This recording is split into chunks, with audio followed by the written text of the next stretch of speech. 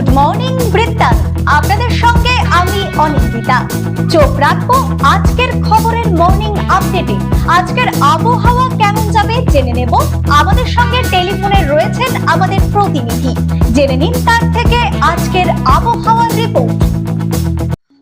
দেখো, উত্তরবঙ্গ কৃষি বিশ্ববিদ্যালয়ের আবহাওয়া দপ্তর সূত্রে যেটা বলা হয়েছে তা কিন্তু উত্তরবঙ্গের সর্বত্রই জলপাইগুড়ি, কোচবিহার, আলিপুরদুয়ার এবং উত্তর দিনাজপুর, দক্ষিণ দিনাজপুর, মালদা সহ দার্জিলিং এবং কালিম্পংয়ের কোথাও কোথাও কিন্তু আজ কিন্তু আকাশ মূলত পরিষ্কার থাকবে।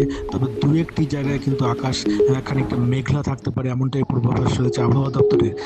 পাশাপাশি উত্তরবঙ্গের সর্বত্রই কিন্তু আকাশ মূলত রৌদ্রকরোজ্জ্বল থাকবে।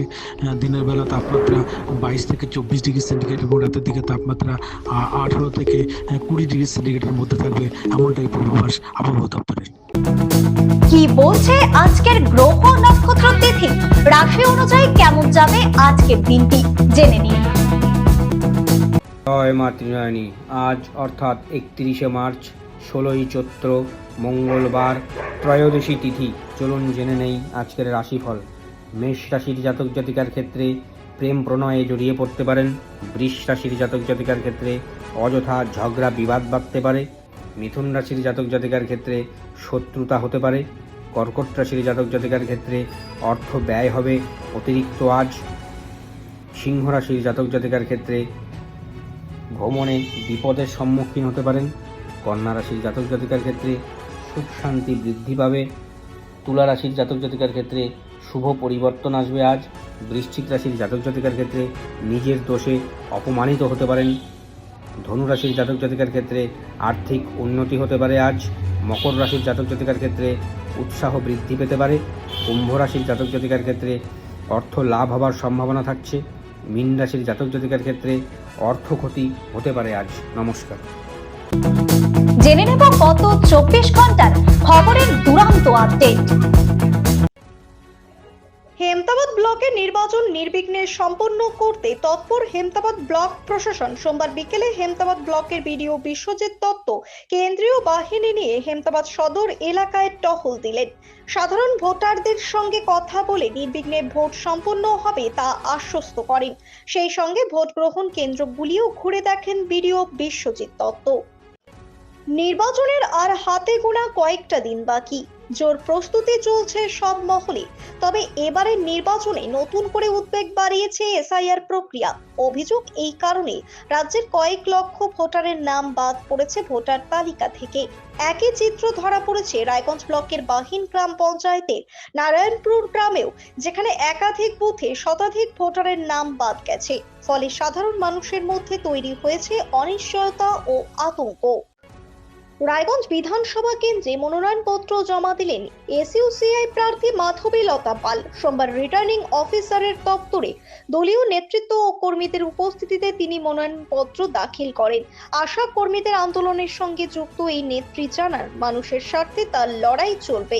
রাস্তা থেকে বিধানসভা সর্বত্রই তিনি সেই আন্দোলনের প্রতিনিধিত্ব করতে চান। প্রতিদিনের প্রতি মুহূর্তের খবরের আপডেট পেতে চোখ রাখুন নিউজ বৃত্তান্তের ফেসবুক পেজে। সাবস্ক্রাইব করুন নিউজ বৃত্তান্ত ইউটিউব চ্যানেলকে।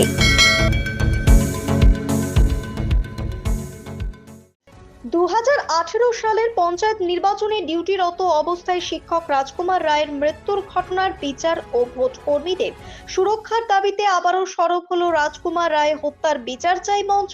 সোমবার জেলা শাসকের দপ্তরে স্মারকলিপি জমা দিয়ে সংগঠনের পক্ষ থেকে নির্বাচনকালে নিরাপত্তা জোরদারের দাবি জানানো হয়। আহ্বায়ক ভাস্কর ভট্টাচার্যের অভিযোগ, ভোট লুট ও কর্মীদের ওপর হামলা এখন নিত্যদিনের ঘটনা হয়ে দাঁড়িয়েছে। প্রশাসনের কাছে দ্রুত কার্যকর পদক্ষেপের আবেদন জানানো হয়েছে। জনপ্রতিনিধি হোক সাধারণ মাপের, যেন সাধারণ মানুষকে তার কাছে যেতে হলে কোনো বাধা পেরোতে না হয়।